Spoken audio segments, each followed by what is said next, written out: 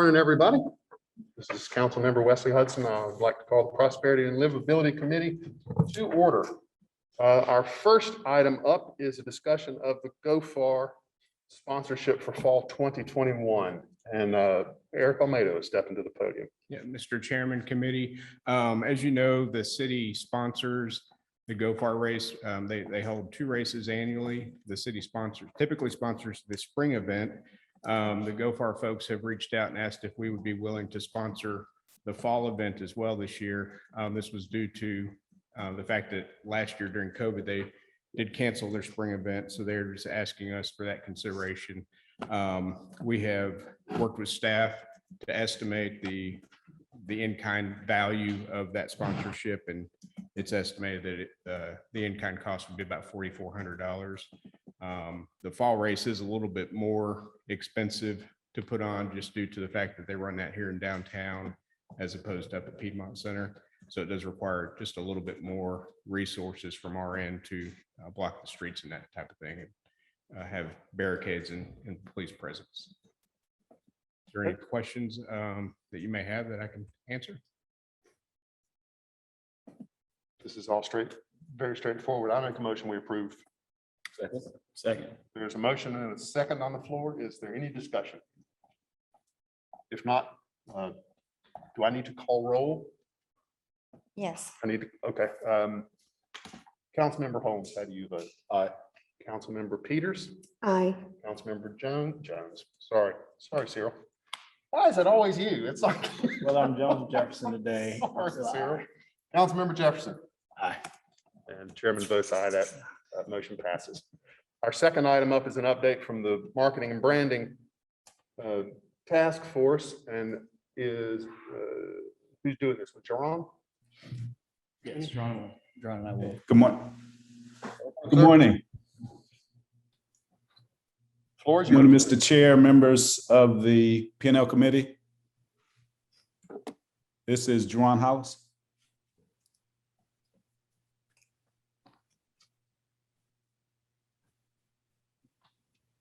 Can everyone hear me okay?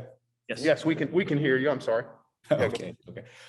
Several months ago, the council tasked the P&L committee, which ended up in the Marketing and Branding Task Force, to look into a campaign that would really get into the city's marketing and branding. We were able to pull together stakeholders from various community groups, and what you should have is a copy of the latest draft of an RFP, and Ryan Ferguson is there on the team, and he's got a tentative timeline of what the rollout would look like. So at this point, we would like for the staff's asking for the committee to look at that timeline and look at that RFP, and at the direction of the manager, get steps for moving forward to follow the city's RFP process to put this in place as it seems fit. And I'll be glad to answer any questions, or Councilmember Holmes is the liaison for the task force. I'd be glad to defer it to him at this point. Thank you, Mr. Hollis. Any questions for you? No, I think we have taken great pains to go through several iterations of this RFP. We've got some great input from our task force members, and staff has done a great job in assembling this. It's gone through purchasing. And so I think at this point, any input that remains about the RFP, I think we sent it out to the task force for last minute review. We didn't get back any necessary any changes to the RFP as constructed. So I think at this point we're ready for release, and I think we're pretty excited about the opportunity to take on this task. I know it's been at least 2 decades since we addressed the branding of the city. Everything associated with the High Point brand. And I think, hopefully this will be a kind of a once in a generation thing that we do to brand High Point going into the future. So I guess the question that I've been posed is, all right, so we're doing a lot of things on the branding side. The marketing piece of it, how will that be addressed? I've had that question come up. So if you want to give us some insight on that, Sure. Jerron, and John, you want to take that? You want me? Yeah, Ryan can speak to that in person. Ryan, please. So basically, when we came to you with our plan, it is to initially establish what our brand is. Once we do that, again, it's more than just a logo. It's more than a tagline. It's who we are and what we are. It's how we tell our story. So once we establish that brand and we establish our vision moving forward, then we'll take that and go out and then market the city that way. So branding plan will come first and then marketing thereafter. This RFP will kind of combine both of those. It'll kind of give us what our goal is and then the approach on how to get it. And then from there, my team then can take over and continue marketing the city the way that we need to. So some people think that the difference between marketing and branding is marketing is asking someone out on a date and branding is them saying yes and why they say yes. So essentially, like I said, we're going to establish that brand, establish our story, and then we're going to spread it to the world. so in the marketing piece of it, is it still an opportunity if the city needs to scale this project to bring in external resources on the marketing side, as we're planning to do with the branding side? So this RFP is going to kind of combine a little bit of both of those. It's going to, like I said, it's going to give us our brand and kickstart our marketing plan. And then from there, our marketing team can run with that plan. We can then take a look at future years of getting some external assistance. This basically is basically finding what our brand is, finding who we are, and then establishing a marketing plan to then take that forward. And so that marketing plan could include the use of external firms to assist the city, Sure, if necessary. sure. Mr. Chair, if I may. Go ahead, please. Yeah, one of the important things to notice in this RFP, and Ryan can talk about this a little bit, is the idea of placemaking, place branding. And we've had a lot of interest in people from various sectors, local and national, that have had questions. I think it's important to make a distinction. What we're trying to make sure that we do is find a vendor who has experience specifically in this kind of branding for a municipality. When you talk about a project like this, it's different than branding a can of Coke or or a particular sports team or what have you. So place branding, placemaking is an important distinction that's in this RFP. So as we look for the most qualified, we're specifically looking for that track record of having done this for the vendor, for the company, having done this successfully in other places before, as one of the criteria that's important for moving forward on successful selection.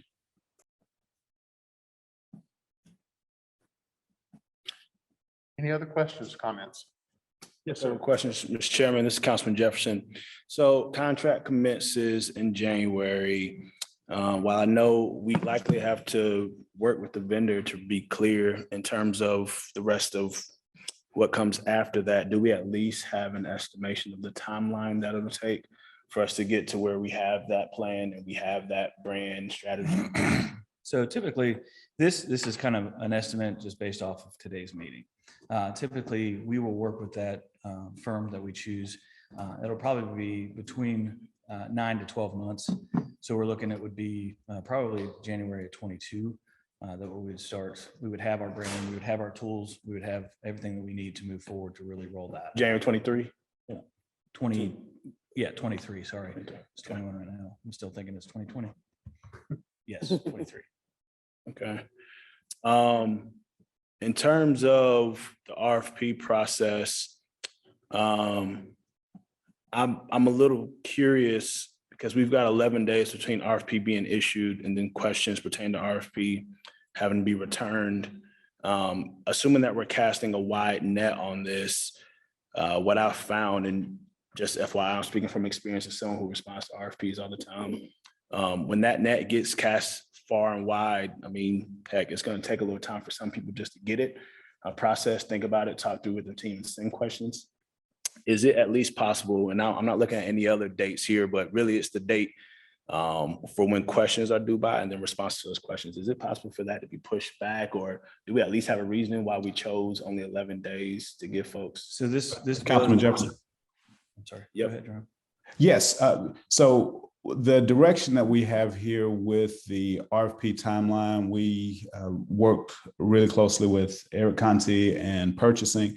If there's some questions about the responsiveness or the ability to respond, we can go to purchasing and make sure we're within the guidelines of what flexibility we have in the guidelines of how we normally issue an RFP. But that's definitely something that we can circle back with them and check to make sure that we're maximizing that time, but also staying within our procedure and our process. Another thing I wanted to add in that timeline, after we issue the contract, Ryan had mentioned the 9 to 12 months. A part of that process is the information gathering.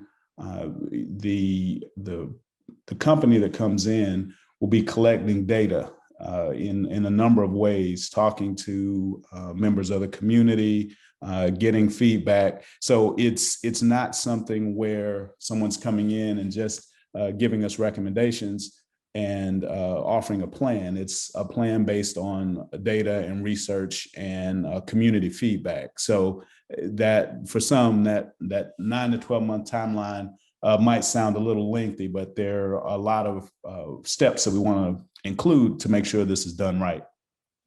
No, I actually thought the 9 to 12 months was pretty short, but no, that I appreciate the information. This whole thing in terms of when questions go out, if we've got policies on that, then I completely understand that. I guess in my mind, I'm thinking our typical purchasing happens with vendors within a certain footprint regionally. But this branding thing is something you do once in a generation. God forbid there's a great vendor somewhere that's not within that usual footprint who usually gets our stuff, and maybe it just doesn't hit their funnel or pipeline until a week after we issue it. That's only thoughts. I mean, heck, do what you got to do. I just want to ensure that we have the best chances. I am curious about the marketing thing, and I appreciate the questions, Councilman Holmes, that you kind of asked around that. I know that my initial thinking on this was, okay, great, we get the branding done, and then marketing team assesses and takes that plan and grows with it. I would imagine, and this isn't a forecast or assume anything, but I would imagine at a certain point, because I think to date, a lot of the scope of what we've done in terms of marketing have been marketing in terms of the City of High Point government organization, and not so much marketing the City of High Point to young professional coming out of San Francisco, or corporate exec in Texas, or warehouse manufacturer in New York. You know what I mean? And so there's just a lot of thoughts I'm thinking around that, but I guess those are really things we talk about as we get down the road. Appreciate this process. This has been fantastic. Councilman Holmes, Ryan, thank you guys. Ryan, just for clarification, could you explain how we're distributing RFP and the net that we're casting, how far it is regionally, nationally, Sure. globally? So our team has done a lot of research on national place branding firms, place marketing firms. We've looked at actually across the world. I don't say that we're probably going to get some from Australia, but we've got a list of firms that are nationally known that are experienced in what this is. Plus, we have a list from some of the members that were on the marketing and branding task force, more local, more regional people that I want everybody to be able to have a chance to bid on this project. We do have specifications in there specifically for people with experience in place branding and place marketing. Nothing against Joe's Marketing Shop on Main Street, USA. Everybody can, a lot of people can build a brand and can make a logo. I can make a great logo. That doesn't mean that I am a place brander. So those are kind of some of the stipulations that are in that RFP. And then we were pretty specific about to make sure that we have, the best of the best is going to be able to do that within, what we need to have done. Excellent. Thank you, Ryan. Yes, sir. And also for clarification, I think that, Councilman Holmes has, done a really great task force and included a lot of the groups that are also engaging in marketing and branding to try to kind of really not duplicate efforts and have a very synergized Exactly. message. So I think And that that's, the task force has done a to great job. Councilman Jefferson's Good job. point, they were involved in this and it's, the one thing is that the city government versus the city as a whole versus getting people from Texas here, we had everybody involved. So this is something that is going to involve every one of our partners that hopefully they can jump on board and ride the wave with us as well. So yes, that's. Good job. And just to Councilman Jefferson's point, the piece of this that will get to the heart of marketing the city versus the government is when this place branding firm comes in, they will speak to our local community. They will have a heartbeat of a pulse of where our current state is, and then they will develop our brand around that. So when we release this to the world, this will take into account not only the stakeholders here, but also the stakeholders written large throughout the community. So we'll get a chance to find out who we currently are and then who we want to be 25, 30, 40 years from now. So Remind me, we probably talked about this, so forgive me for forgetting. Do we already have a budget amount allocated for a cap on this when it goes out, or are we having them come back to us with the proposed amount and then we kind of do that there? Sure. Jerome, you want to take this? You want me to take it?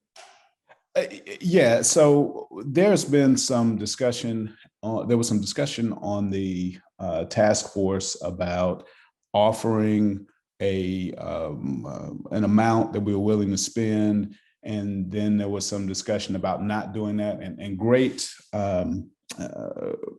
arguments on both sides of that.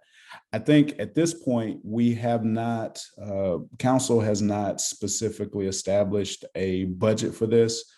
We tried to write the RFP in such a way and have it specific enough where we would know with these vendors returning the information exactly what we were looking for and being able to sort of compare apples to apples to get an idea of cost. But some of that would be informed by what we get back. And just like with some of the other RFP processes, when we have someone that stands out that is recommended, they will have, of course, a charge or a price that they would have. But we haven't established a specific budget, or so you won't see in the RFP a cap or a dollar limit that's included in what you have in front of you today. Yeah, but what do we at least have allocated or not allocated, but earmarked? I mean, when we send out RFPs, okay, all right. I mean, okay. Just a lot of thoughts going through. Request for proposals for services, so your service level could be Anything. So then it's just about checking the couch corners to see what corners we got. Okay.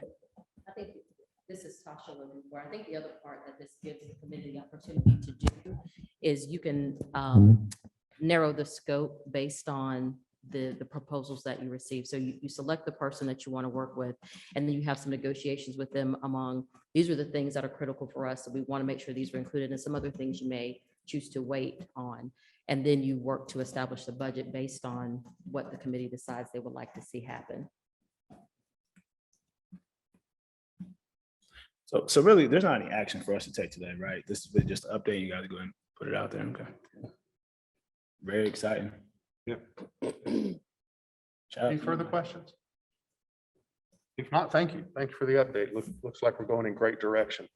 Our next presentation is by Patrick Harmon on the bridge project. And as he comes to the podium, can you Patrick, can you introduce the folks that are with you today so that we know who's supporting? It's a big bunch that we have. Good crowd, good looking crowd.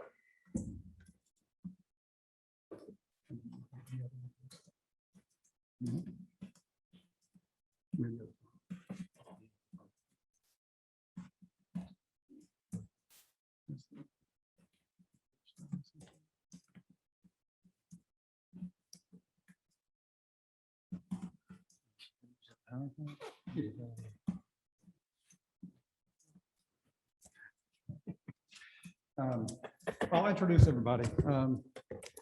So when I talk about the bridge project, is a collaboration of many partners around the community, and these are some of the folks I've talked to about the bridge project and their excitement for what is possible with the bridge project. So we have folks from High Point University, Triad Health Project, Reading Connections, from High Point, the library, YWCA, Community Clinic, Great High Point Food Alliance,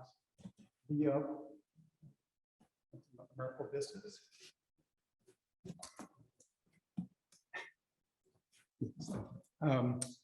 So they're just here to kind of demonstrate that been working the phones, I guess, to talk to people about the project. I do want to briefly mention, so we had the community read last night, had the author talk. The book is called Trust First. Hopefully all you guys read it.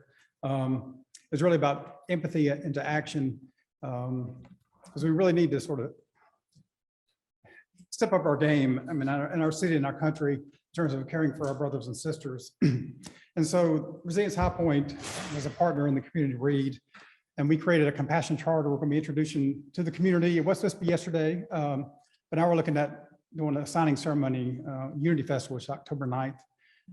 So we would like the city to participate in the signing of the charter. And it's really about an active intention of understanding our neighbors and ourselves and being committed to making a better community with humility. The author last night mentioned that the tagline on the book is about second chances, but he was saying a lot of the folks who actually come to them in the city refuge haven't had a first chance. And so that understanding that he's learned is kind of part of the compassion charter. It's like learning and unlearning what we think we know and we really don't know. Because we really want to create a movement here in town. Everybody's engaged in making High Point a better place. Because if High Point is a compassionate community, that tagline behind you guys will happen. So that's my marketing pitch, the most compassionate city in America. And that's for free. So, I mean, if you want me to, there you go. So I'm here to help you guys, right? And so if I need to come to another meeting and talk a little bit more about the charter, I'd be more than happy to do it.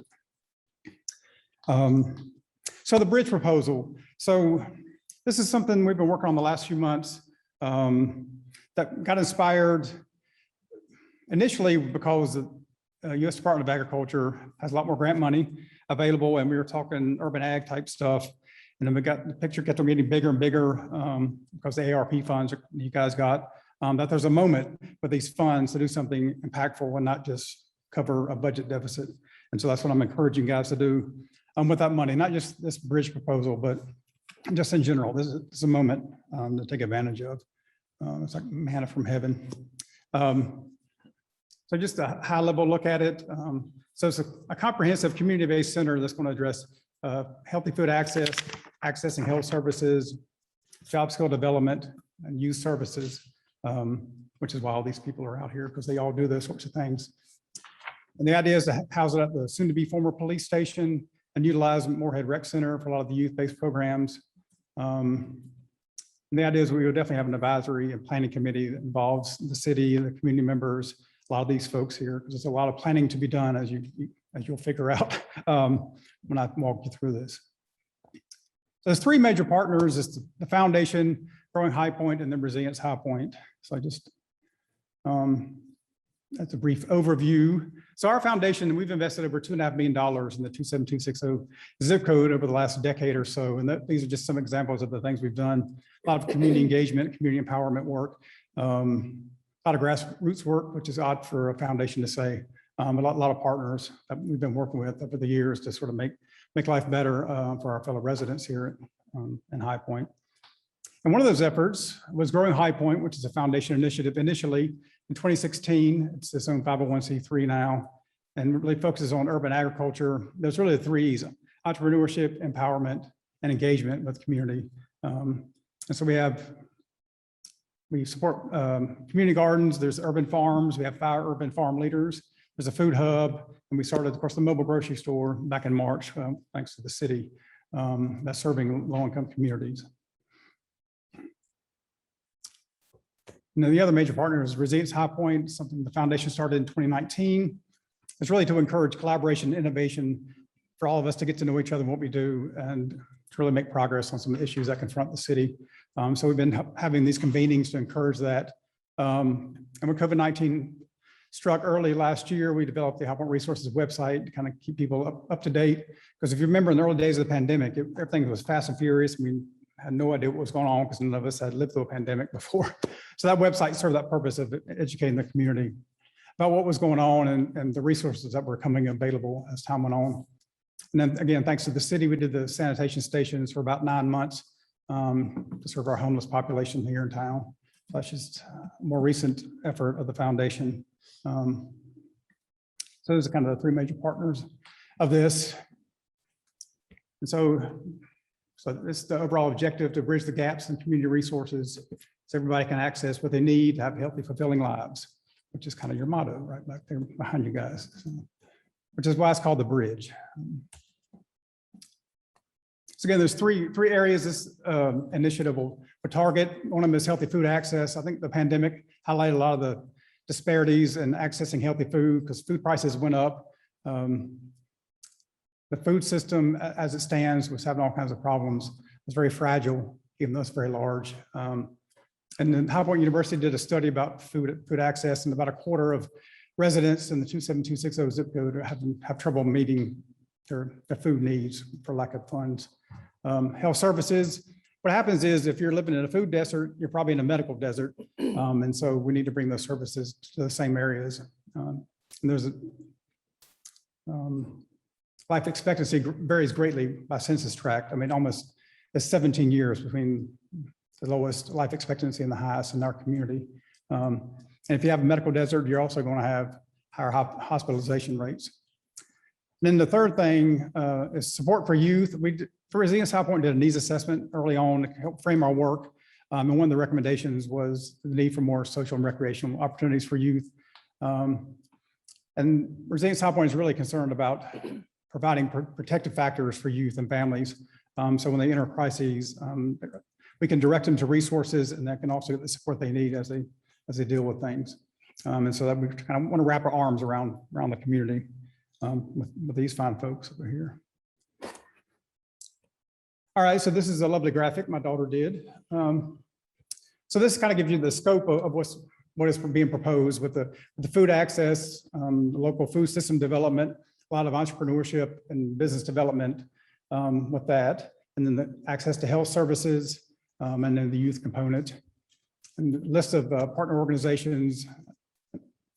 If you read the proposals, there's a lot more organizations listed in the proposal, but these are the folks I've actually talked to who are excited about participating in the bridge project. It's just a nice summary of what we're trying to do. So we're sort of breaking it down into the 3 different areas. So healthy food access, create a model farm, paid apprenticeship programs for folks to grow and sell. And that'll serve the bodega, farm stands in neighborhoods. Hopefully at some point we'll get the home delivery, right, Willa? And then servicing restaurants as well. There's a lot of business development possibilities with food and value added. So the shared use kitchen is something the small scale manufacturing task force was kicking around ideas for. So there's an opportunity to do that here, do value added products. Because in the summertime, when you get tomatoes coming out your ears, what are you going to do with them? You can create salsa and that sort of thing.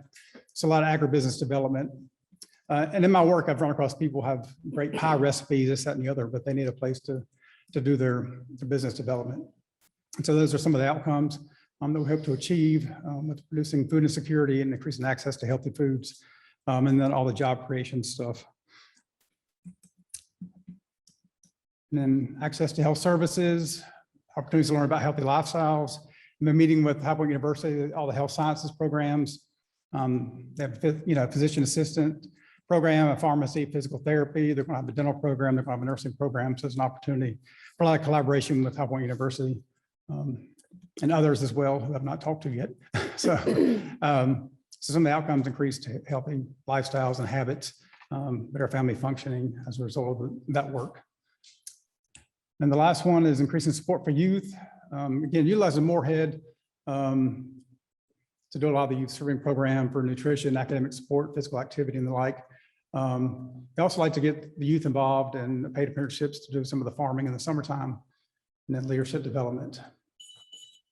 And you'll see the outcomes that we're hoping to achieve for our youth in our community. There's a lot of space out there, as you guys know, to do a lot of innovative programming. And then the last two components that are really critical is community outreach. You'll see the proposal proposing 2 positions to build relationships with the community, sort of to publicize the bridge and get people engaged in the bridge so they can understand what was possible in their community. So that's a really key element. That's one of the things in our work with the door knocking and the Backs Connect program. Oh, that's critical, building relationships with people, and that takes time. And so that's why we need 2 people. And then the other one is to have a police substation at the old police station, really to build relationships with the community and trust in the police. So that's the final 2 elements of that. And so we're talking about utilizing existing assets, sort of an asset-based approach to this initiative. So we have the soon-to-be formed police station. As you guys know, it's a large facility. There's a lot of land that we can do a model farm on. And they got that lovely garage for a food hub. Our food hub on Washington Street is quite small, and we're already sort of busting out the seams, and it's a beautiful garage over there. I'm really excited to see that. And then the Moorhead Rec Center, if you guys remember, there was a discussion about closing it with the budget crisis last year, because it's the most underutilized recreation center in town. And so we can partner with the city to do a lot of programming, not just for the youth, but also the community. We're really excited about. Just a quick overview of staffing. So there's 5 positions to be filled, to sort of do a lot of the coordination and planning and developing funds, because as I'll talk about in a minute, eventually it's going to be funded to be self-sufficient and getting funding from other sources. So that's kind of the staffing for the health services and the youth access, all that coordination, because there's a lot to be done. A lot of planning, certainly in the first couple of years. I mean, particularly with the health services. The agriculture stuff with Growing High Point, basically already doing a lot of this work. That's a lot easier to implement earlier than later. And some of these other ones will take a minute to get going. And then Growing High Point is responsible for hiring these folks, the farm manager, worker, and then a business development person. So that's the staffing for that component.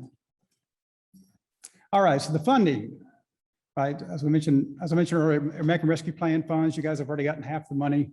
I know Treasury hasn't finalized their guidelines, but I think this part I've highlighted here is certainly still going to be in it about addressing health disparities, social determinants of health.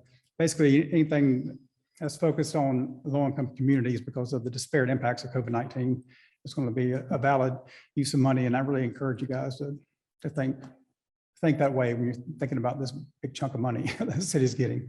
It's just a moment to do something innovative. So I just wanted to show the other cities that are utilize this money for kind of equity-focused efforts. These are bigger cities. They already had a report to Treasury about how they were utilizing some of the money. So you can see St. Louis and Boston and Buffalo doing some innovative things. I'm going to try to positively impact their community rather than just filling a budget hole. So there's a number of cities around the country are doing this kind of thinking. So this is not that out of the box in terms of an ask for ARP funds. And so what we're asking for is a 5-year commitment of American Rescue Plan funds. That's almost $4 million. And then kind of in-kind city services like you guys do with the museum.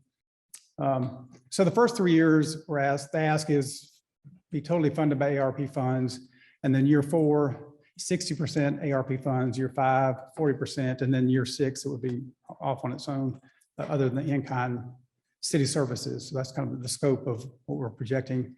The capital is a bit of a guess because we haven't actually been over to the police station to see what's what over there. And also after talking with the health sciences folks, probably a lot more things we need to get done. That was in my head initially.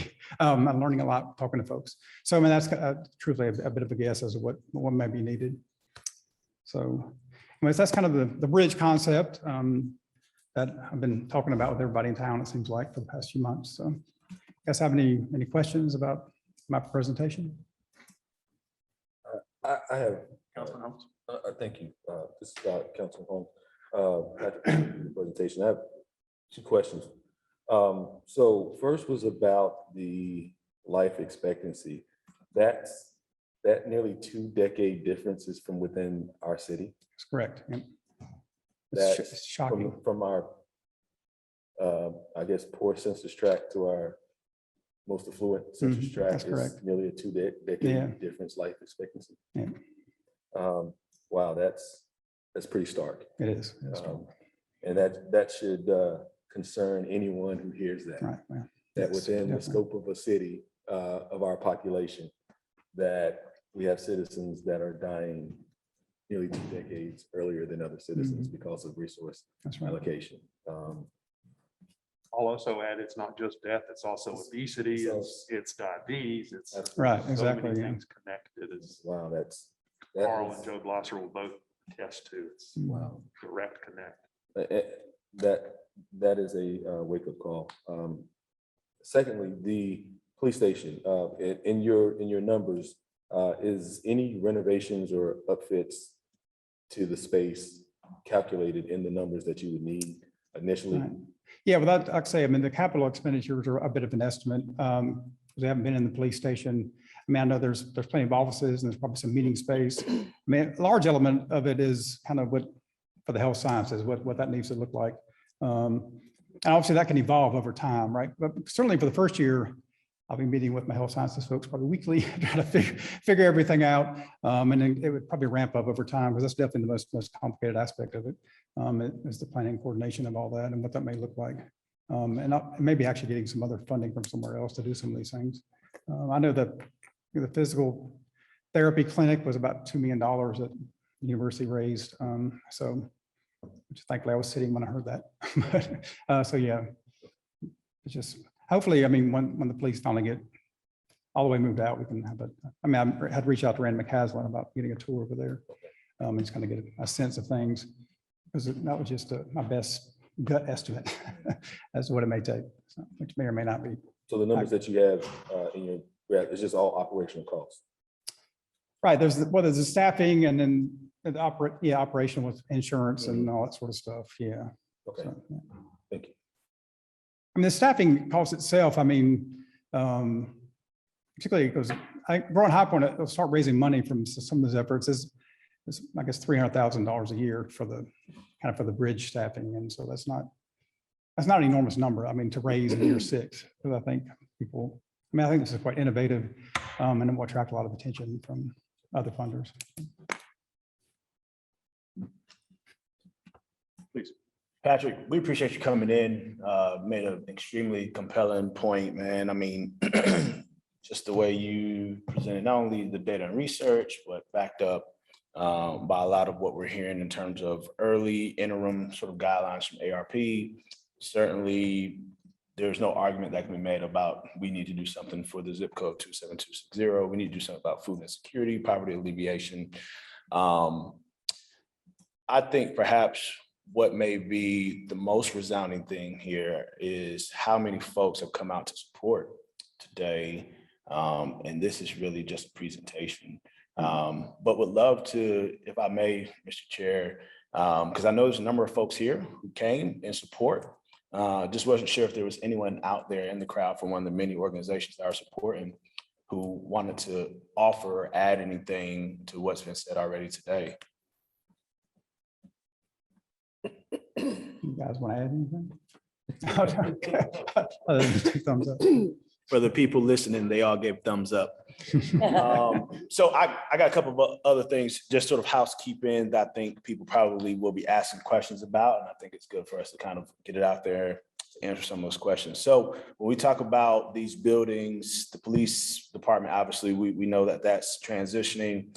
Moorhead, as you know, is a staple in the community, certainly underutilized. So we need a plan to utilize it, but it does serve a lot of other purposes. I think a natural question people would ask is, would this proposal mean that Moorhead Rec Center closes and is no longer open to some of its traditional sort of service offerings that Parks and Rec provide? No, I mean, definitely not at all. I mean, we just, I mean, the intent is to be able to utilize it for community programming. So we want to, I mean, a lot of that, these details will need to be worked out with Parks and Rec about kind of what's what when we utilize it. But no, that definitely, the intention is not to close it and make it a private facility. So we just want to partner with the city, you know, to activate the space. It's right in the heart of the community. Okay, thank you for giving that. I think another sort of conversation, and obviously all the research and data that's been collected already is tremendous. I think there's also a story to be told in regards to the economic impact. You mentioned some of the initiatives for workforce development. You also mentioned that really some of these initiatives could lead to economic development too for some of these businesses to scale, via shared use kitchens, things of that nature. Not that obviously, I mean, I wouldn't expect you to have those numbers. Not if you have them, that's great. But I do know at a certain point, I mean, I think what we know sort of anecdotally is that there's economic impact. Would be glad to know really empirically what the economic impact could potentially look like. And I've got another thought that's not so much a question for Dr. Harmon, but really it's kind of a thought that to your earliest point around, we have a great opportunity, the manna from heaven, as you said, that was a really good line. I can tell you went to church on Sunday. But when you mentioned this opportunity, you know, there was an email correspondence you sent to us months ago that I thought was really helpful too, in which you asked council to consider, and I think you included city leadership on it. What sort of community feedback are we getting in terms of ARP funds? And really, I think, certainly, Mr. Chairman, I'm probably tying this over into something that could become another discussion item. But it needs to, I think we talked about what are we doing to get community feedback. I know that the county has got some listening tours going on. They've got one at Southwest coming up this month. And then they'd like to schedule a few more. And actually there's been conversations about them partnering with us. And so I don't know, because I like to be in decorum, but bureaucracy makes me pretty upset when it slows things down.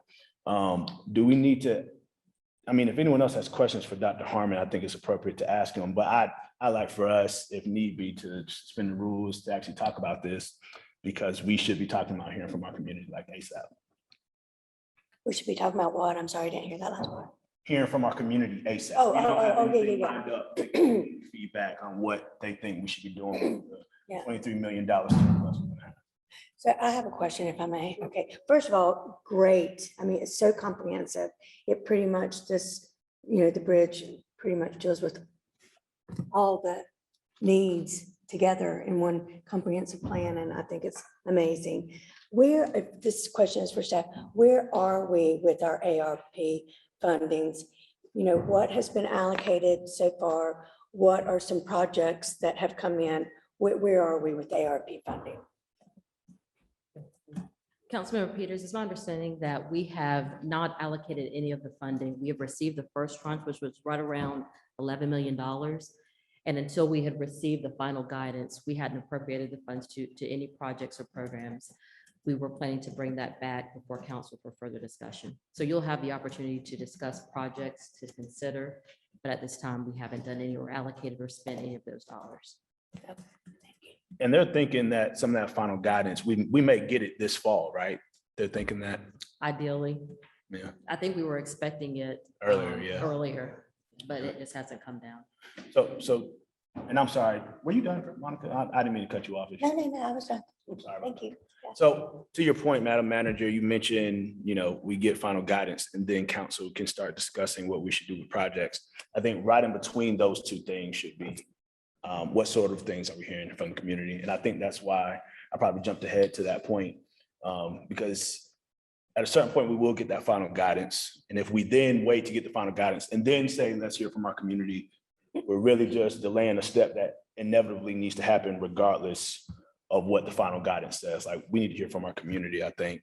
And so, Madam Attorney, I want to make sure I'm following rules here. And maybe, Madam Manager, you all can give clarification. What is our beeline to us starting the process of setting up, hearing from our community, like whether it's partnering with the county on some of their events, because they haven't scheduled their next two, but they've mentioned that they'd be welcome to doing some partnering on that. Us hosting our own.